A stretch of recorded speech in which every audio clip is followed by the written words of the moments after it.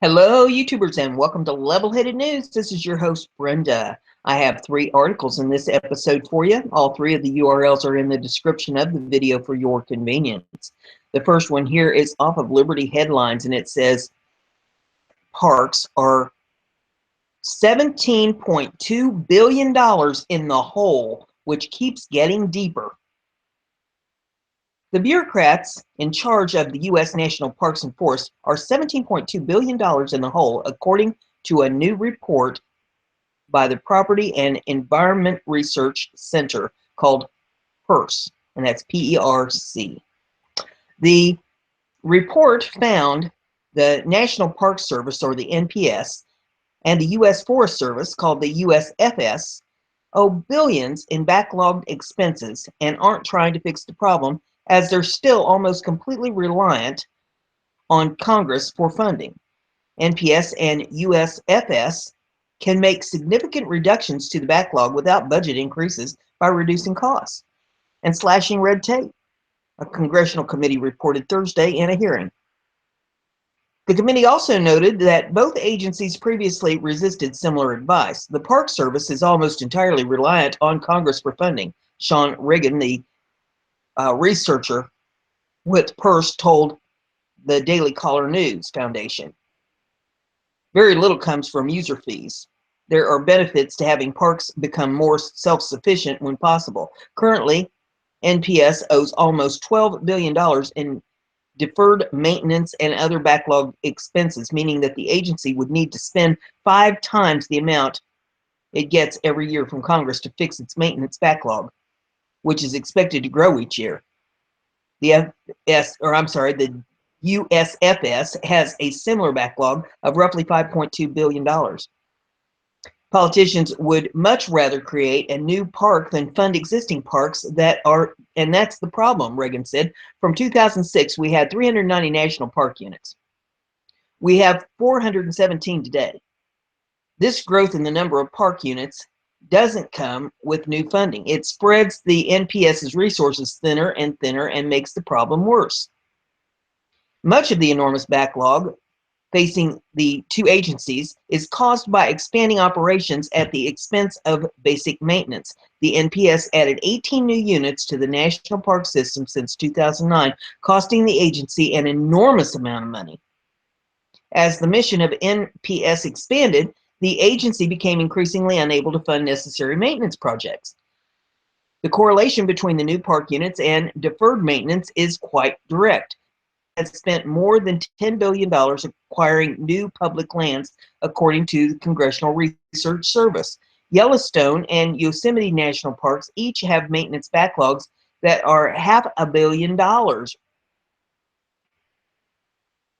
Those are the crown jewels of the NPS, and we're not even maintaining them because we're distracted with all these new units. There are a lot of ways the Park Service could set fees so that they could rely more on users than on Congress for revenue. The problem with backlog maintenance has been going on for quite some time, but the agency has been reluctant about raising money by charging fees or authorizing businesses in the parks. NPS misses a lot of opportunities to raise funds, Reagan said. Seniors used to pay only $10 for a lifetime pass to all NPS parks, and they'd never have to pay again. That's ridiculous. PERC previously recommended that NPS sell off unnecessary federal lands and use the proceeds to address the backlog, work closer with the private sector to raise revenues, or allow park managers to set up user fees without congressional approval. Some federal lands have very little public value and could be sold to private users, Reagan continued. 85% of Nevada is federally owned, but the authority to sell off the lands has expired. Why not sell off that land and use the revenues to maintain these parks? NPS and the USFS and other agencies control a lot of land, but they generally lose money even when renting it out to private industries for use. Additionally, the federal government imposes restrictions on how leased land can be used. Consequently, mining and energy tend to be the only profitable leases. The federal government loses money on most aspects of federal land management, whether it is timber, grazing, or recreation. The only exception is mineral and energy development. If we make the process of developing resources on federal lands easier, that could go a long way. The total U.S. oil and natural gas production from federal lands has declined steadily despite a boom in the energy on private. See, now that's what happens when they land grab.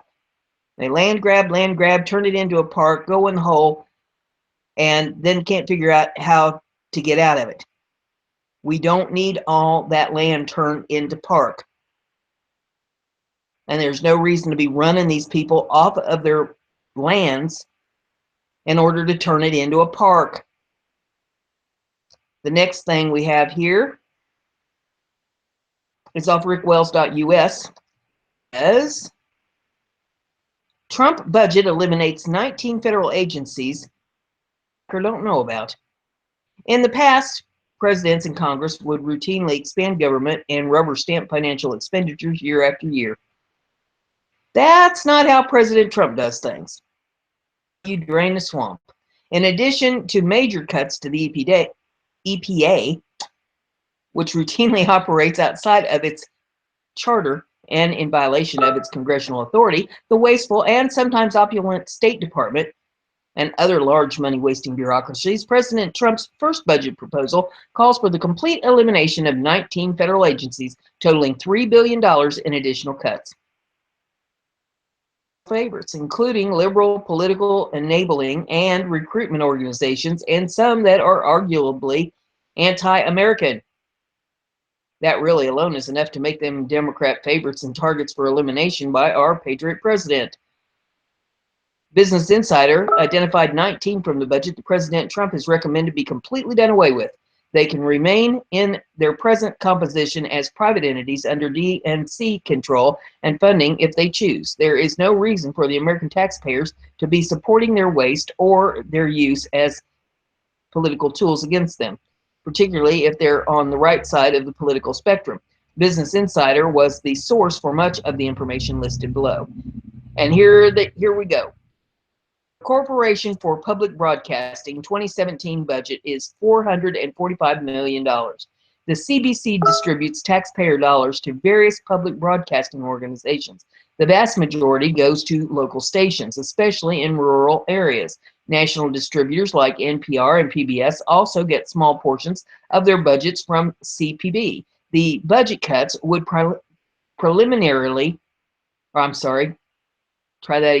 The budget cuts would primarily affect local public news outlets, which receive 90% of the CPB's $445 million budget.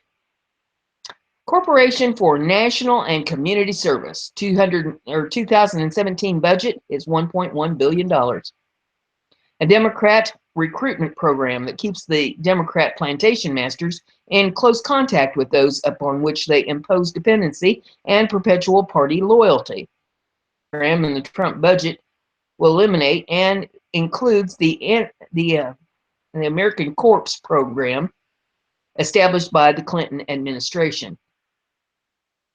Endowment for the Arts 2017 budget is $148 million. The NEA supports and promotes artists across the U.S. It was launched over 50 years ago by President Lyndon B. Johnson, a Democrat.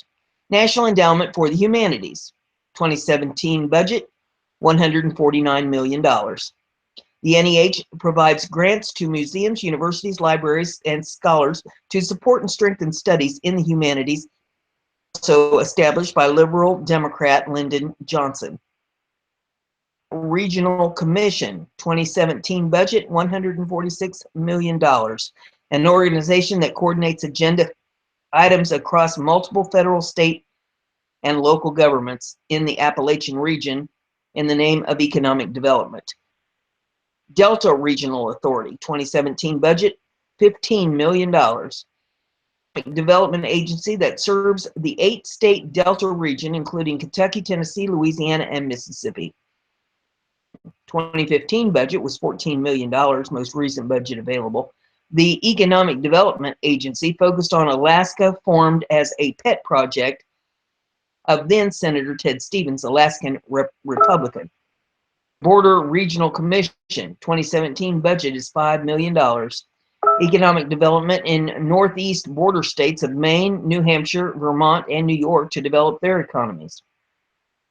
Trade and Development Agency 2017 budget is $80.7 million. The USTDA is supposedly aimed at promoting U.S. exports and assisting with constructing infrastructure abroad. The agency works create U.S. jobs by linking businesses with opportunities to export goods to other countries.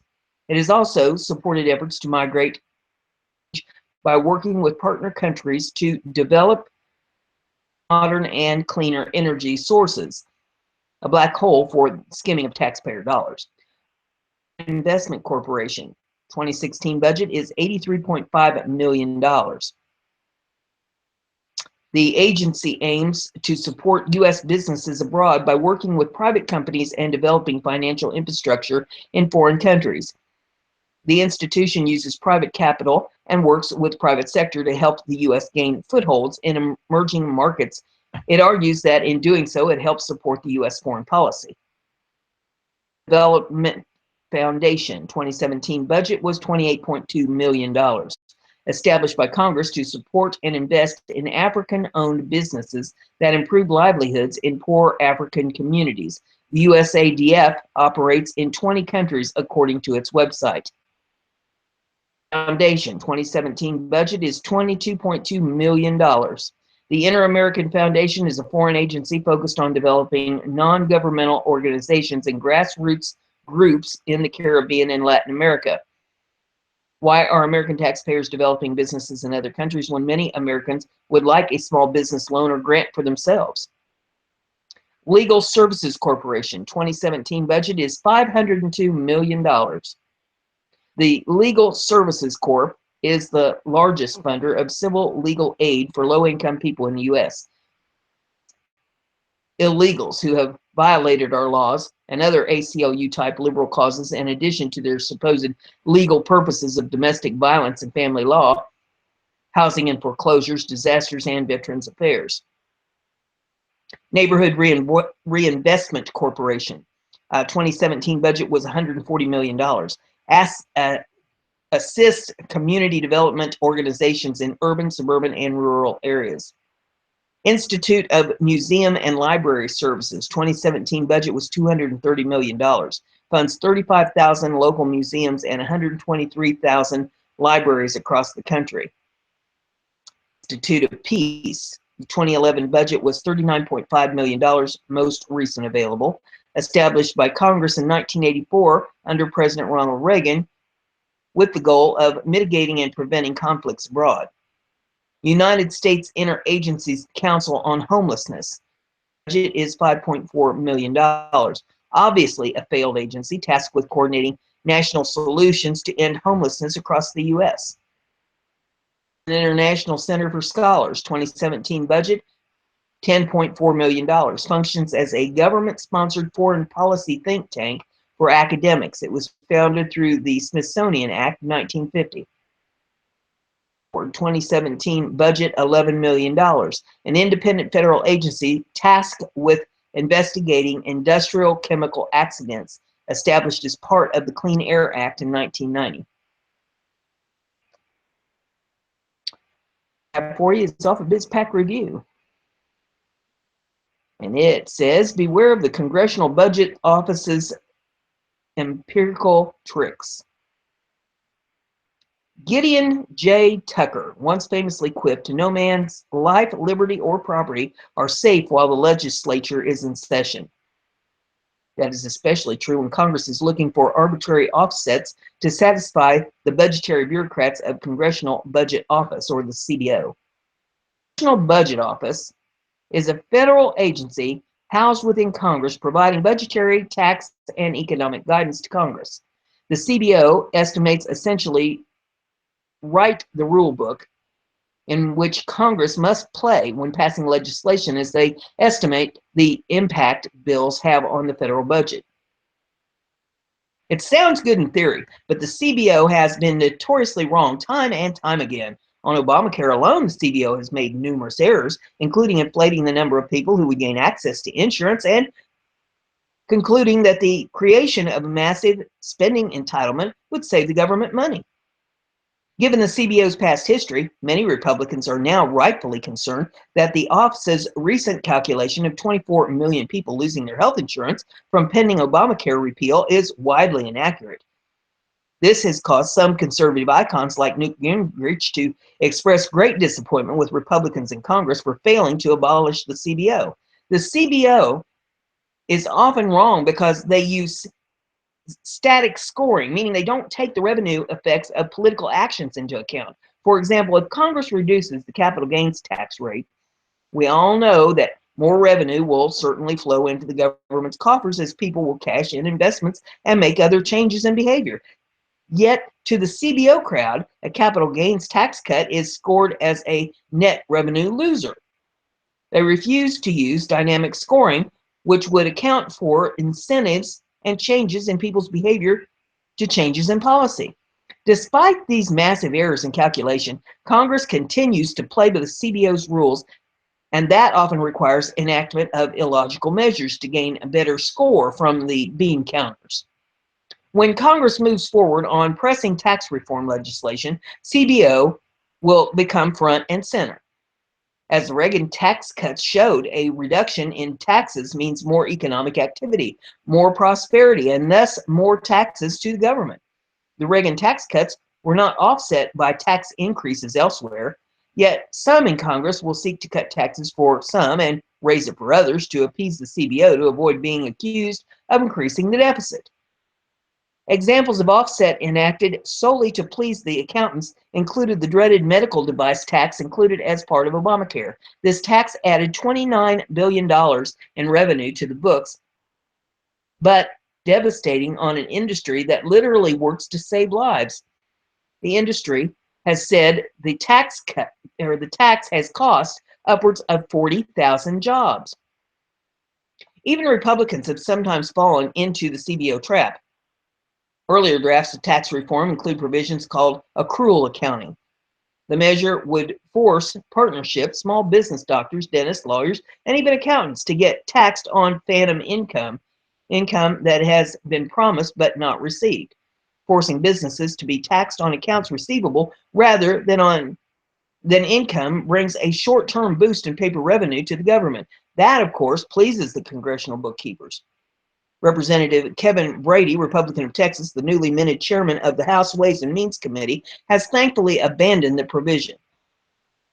All this shows that the time has come to stop playing the CBO's shell game. The rules have been written in a way that promotes bad policy and tax increases. Congress is long overdue to rewrite the rules or abandon the CBO altogether. Sounds good. Will it happen? I doubt it, but we shall see. I'd love for them to prove me wrong on some of this stuff. That's all I have for you in this episode, and that's all I have in the file for this morning. So if you like what I'm doing here, give it a thumbs up, share it on your social media so everybody gets to enjoy the news. Don't forget to subscribe if you haven't done that yet. That way you'll stay informed, and have a great day.